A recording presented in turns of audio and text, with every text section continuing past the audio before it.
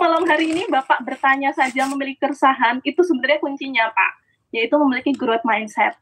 Mau mengembangkan soft skill, mau mengembangkan hard skill, semua kuncinya ada di growth mindset itu Pak. Dan memang dipungkiri sebenarnya kita PR besar dari pendidikan Indonesia adalah justru menanamkan growth mindset-nya itu terlebih dahulu sebelum menanamkan segala hal, pembelajaran karakter, pembelajaran kognitif, pembelajaran afektif. Semua kuncinya adalah menumbuhkan terlebih dahulu growth mindset. Orang ketika sudah punya growth mindset, tentu sebenarnya tanpa disuruh pun pasti akan berlomba-lomba ya Pak ya. Tanpa diinstruksikan pun dengan barangkali jika konteksnya guru dengan peraturan pemerintah, sebenarnya juga tidak perlu harus ada instruksi begitu, sudah ada kesadaran sendiri. Dan tentunya Bapak jika barangkali bertanya praktikalnya, barangkali jika di sana Bapak memiliki kesempatan, Bapak bisa juga membuat semacam komunitas guru belajar. Mungkin tidak besar Pak, temukan dahulu satu orang lah yang nyambung dengan Bapak ya. Jadi satu berdua, ya, intinya tuh adalah memiliki partner lebih dahulu. Karena ketika kita mau belajar dan lingkungan kita seakan-akan tidak mendukung kita untuk belajar, tentu kita akan sulit. Maka PR-nya adalah, praktiknya adalah buat komunitas guru belajar dan temukan dulu satu partner Bapak Acep ini untuk bisa belajar bersama. Nanti barangkali setelah punya partner ketemu partner yang lain dan buat sebuah komunitas guru belajar, maka orang-orang bisa melihat bahwa ketika mau belajar carinya Pak Acep. Dan komunitas guru belajar ini pun pernah disampaikan pula oleh Pak Menteri. Saya pernah menyimak sekilas tentang penyampaian tersebut bahwa di kurikulum Merdeka ini khususnya ya Pak, karena tadi sempat membahas konteks membuat RPP begitu. Memang tidak ada pelatihan misal dari dinas, itu kan biasanya pelatihannya mandiri ya tiap satuan pendidikan.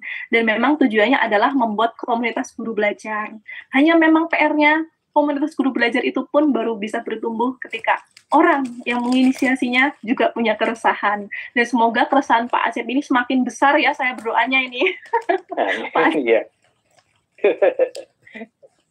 Karena kalau biasanya orang resah itu mau 1001 tantangan pun juga akan tetap dilalui Pak. Ya. Saya berharapnya Pak Acep ini tidak lelah membagikan info diklat tadi bilangnya ya, meskipun tidak ada meskipun tidak ada yang membalas, tapi saya yakin barangkali suatu saat ketika ada orang mencari, mereka tahu siapa yang dicari, itu Pak Acep. Terus menginspirasi Pak, doa saya semoga Pak Acep terus bertumbuh di Papua Pegunungan. Ya, saya banyak kisah guru di sana, luar biasa sekali Pak. Bahkan saya berharap suatu saat bisa berkunjung ke sana. Sekali Bu, coba. Pak, tetap menginspirasi ya Pak, luar biasa saran saya. Makasih Bu. Iya.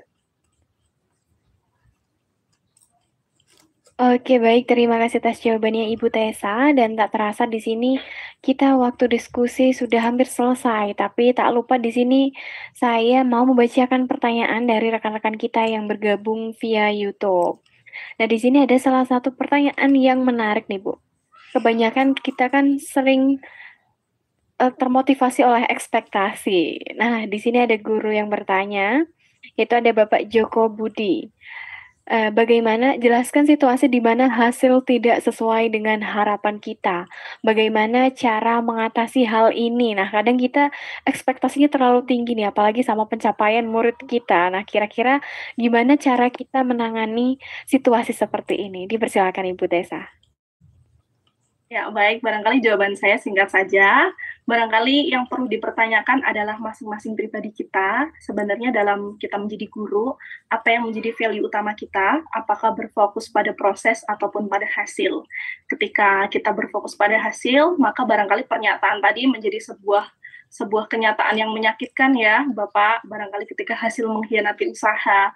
Dan tentunya jika kita berbicara satuan pendidikan, kita melihat murid kita berproses, tidak hanya hasil. Barangkali bisa kita seimbangkan antara berbasis proses dan juga berbasis hasil.